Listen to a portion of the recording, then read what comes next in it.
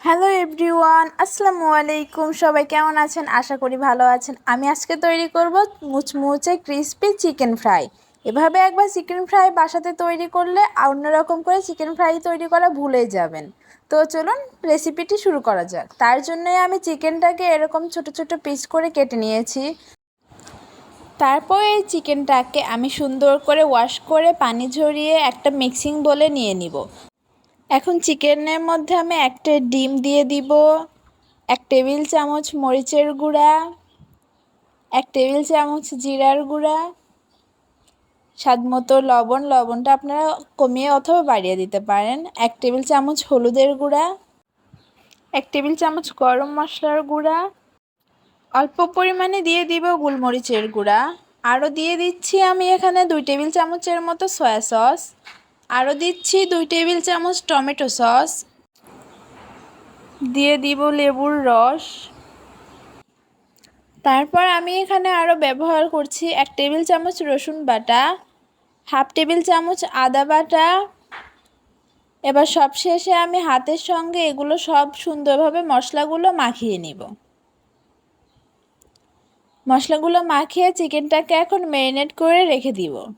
এবার আমি ময়দার মিশ্রণটা তৈরি করে নেব। তার জন্য ফার্স্টে আমি 1 কাপ আটা, অল্প পরিমাণে মরিচের গুঁড়া, স্বাদমতো লবণ আর 1/2 কাপ কর্নফ্লাওয়ার দিয়ে দিব। অবশ্যই এখানে কর্নফ্লাওয়ারটা ব্যবহার করতে হবে, তাছাড়া চিকেন ফ্রাইটা খেতে বেশি ক্রিস্পি লাগবে না। এবার সকল শুকনো উপকরণগুলো হ্যান্ড উইক্সের সাহায্যে আমি সুন্দর করে মিশিয়ে নিব। এখন এর মধ্যে আমি অল্প পরিমাণে পানি দিয়ে দিব, একবারে বেশি পানি দেওয়া যাবে না। অল্প অল্প পানি দিয়ে হাতের সাহায্যে সুন্দর করে মেখে মেখে ক্রাম্বস তৈরি করে নিব। এখানে একবারে বেশি পানি দিয়ে দেওয়া যাবে না, তাহলে এরকম ক্রাম্বস তৈরি হবে না।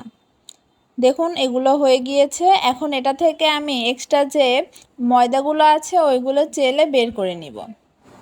অবশ্যই এটাকে চেলে নিতে হবে, আর এই চালা ময়দাটা দিয়েও আবার আমাদের একটা ঘন ব্যাটার তৈরি করতে হবে। এই চিকেনগুলো আমি 20 মিনিটের মতো ম্যারিনেট করে রেখেছিলাম। এখন এই মশলা থেকে চিকেনগুলো উঠিয়ে নিব।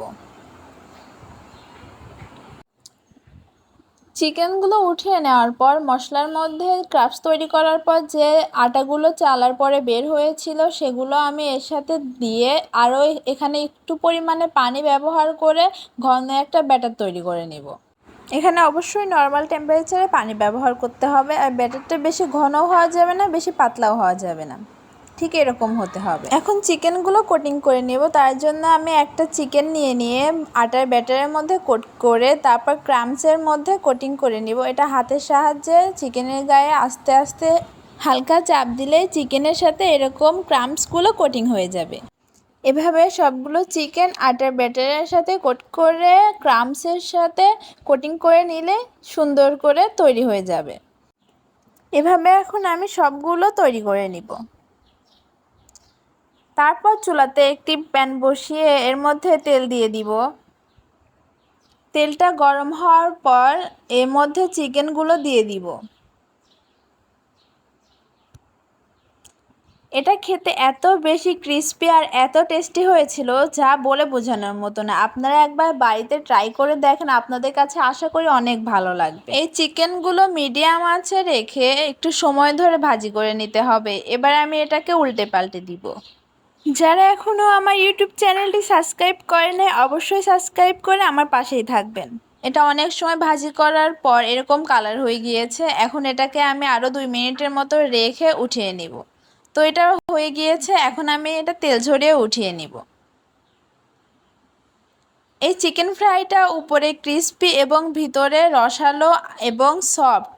তো ভেঙে দেখাই, দেখুন এটা কত সুন্দর সফট হয়েছে, মাংসটা ভিতরে সিদ্ধ হয়ে গিয়েছে। তো সবাই ভালো থাকবেন, সুস্থ থাকবেন, আর মিমস কিচেনের পাশেই থাকবেন। আল্লাহ হাফেজ।